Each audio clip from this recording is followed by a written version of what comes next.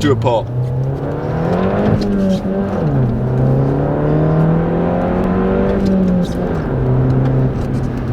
Wow. That clutch is super up. Yeah. 27,000 miles in this car, and the clutch is falling to pieces. Welcome, I guess, to my 2017 Volkswagen Jetta GLI manual. This car is pretty much all stock. I've done one thing to it, and I just did a resonator delete. Brought it to some exhaust shop, spent $150. One of the best differences I think you can get for, especially for the price, I've heard full AWE catbacks on GTIs that sound worse than this car, and I'm not just saying that because it's my car. I've had everyone say that to me. So if you want a Jetta GLI, get the resonator cut out. Will be worth your money.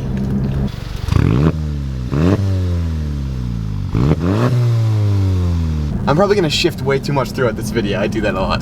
Maybe that's the problem with the clutch. Nah. What problem with the clutch? I've had this car since July of this year. I've put just around 6,600 miles on it. I've enjoyed the miles. It's a fun car to ring out on some back roads, but it's never gonna feel like a real sports car. But as far as a daily goes, I think this is one of the best cars you can get for the money. I picked this car up for just around $21,000, certified pre-owned, with 21,000 miles on it just about, and I haven't really had any issues with daily drivability with it since. The clutch is starting to go on this car, but I think that has a lot to do with the way the previous driver drove. You're breathing very heavily right now. The suspension is pretty soft right now. I mean, we're going over some train tracks right now. You barely even feel anything.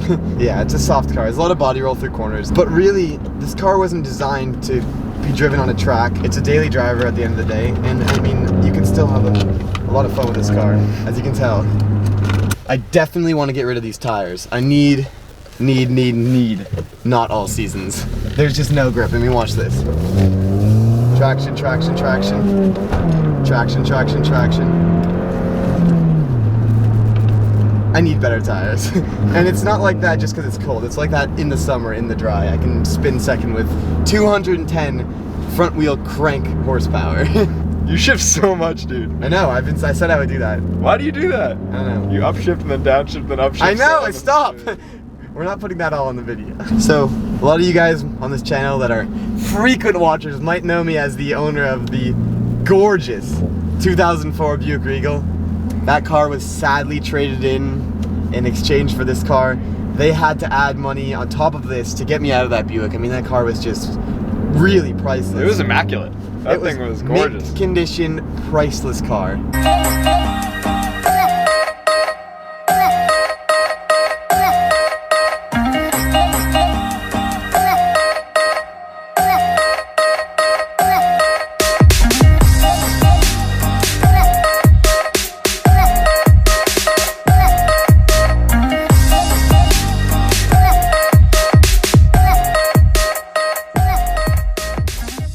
Alright, Jackson's now driving my Jetta.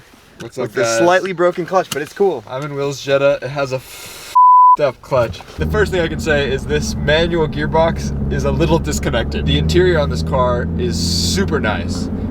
Super high quality, everything you touch. Again, Volkswagen is very good at doing that.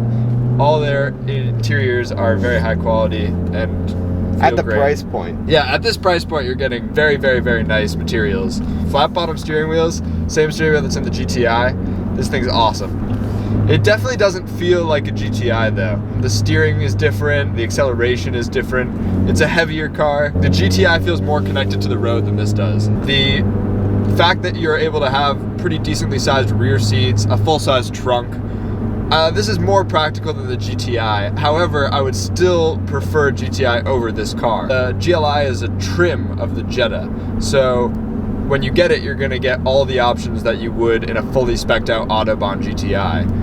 Another thing is this car is $5,000 to $6,000 less, is what I was saying, and for that price, I mean, I would say this car is such a good deal. So what have we learned? I think this GLI is a really great car if you want a daily driver that has a decent amount of performance and you want to get it for a bargain. I would say that this car, at its price point, is very, very high quality.